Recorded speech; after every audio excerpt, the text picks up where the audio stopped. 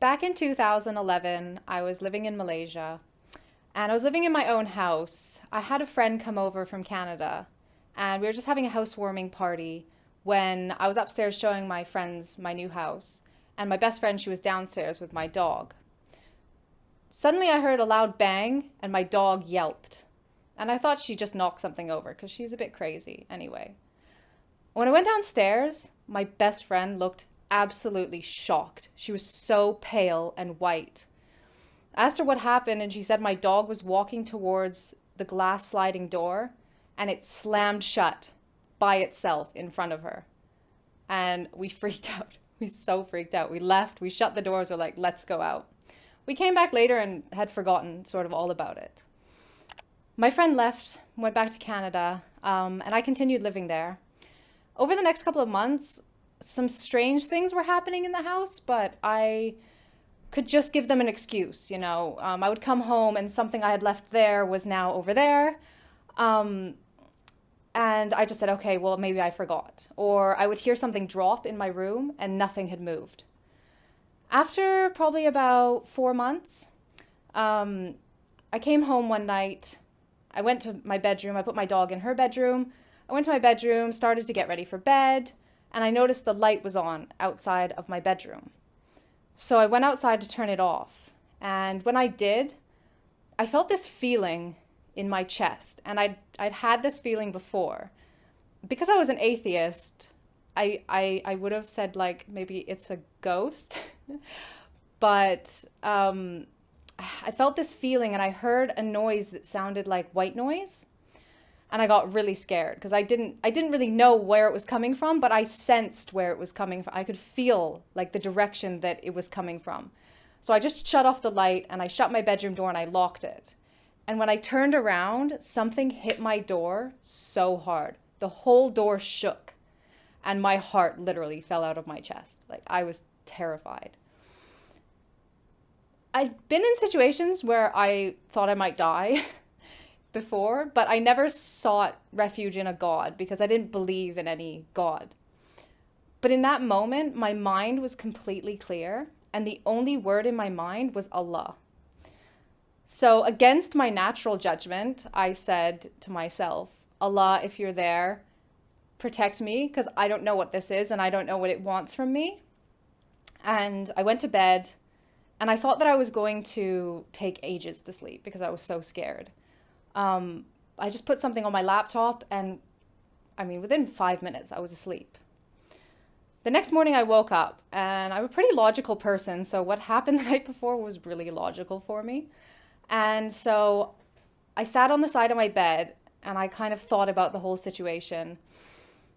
And I did what I guess you would call make dua. I prayed in a way, and I just kind of had an honest conversation. And I said, Allah, I'm 21 years old. I've been an atheist for my whole life. If you want me to be Muslim, then guide me because I'll never find my way on my own. And so after that, I really felt this pull to learn about Islam. And so I started asking people, what does Allah teach? Why do you pray? What are you afraid of? And I started to like beta test Islam in my life. So if I got taught that Allah teaches patience and Allah loves us to be patient, I would implement that in a traffic jam when I feel so impatient with the person in front of me. And the situation would get better, or I would at least feel better. And I felt this like positive influence happening in my life. So I went to France in April for work, and I actually stopped drinking while I was there. And this was months before I even thought about really converting. And I feel like these were baby steps that Allah was putting in my life to make it not such a big change when I finally decided to make the decision that He knew I would make eventually.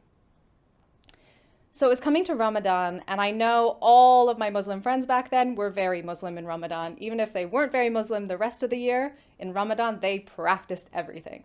So I said Ramadan is a good time to see what it's like to really be a Muslim, because my character is if I do something, I do it 100% or I don't do it at all. So I printed out a piece of paper that taught me how to pray. I wore hijab, I fasted every day, I read a chapter of Quran every day. And it must have been about halfway through Ramadan and halfway through the Quran that I realized I didn't want to die tomorrow and not be Muslim. And I truly believe that if I hadn't converted to Islam and died, then I wouldn't be going to Jannah. So I Googled, how do you take your Shahada? And I sat there after Isha by myself and did my Shahada in English. And I have never looked back since. It's almost been 10 years now. And it's been the most positive change in my life. My mom says I probably would have been dead had I not become Muslim, the way that my life was going. My relationship with my family is so much stronger because Islam has taught me about the importance of family and respecting my parents. And just everything in my life, just this sense of happiness that never goes away, even in sad times, because you know that this life will finish and it's not the purpose. You know, the purpose is to live this life as the best person you can so that you can live eternity in the best place, inshallah. I hope you don't think I'm crazy because of my story. And I hope it has benefited you in some way. And make sure you like and subscribe so that you can see more of my thoughts and videos that I'll be coming out with soon. Jazakallah khair for tuning in and listening this long. May Allah bless you all and guide those who are not yet guided. Ameen.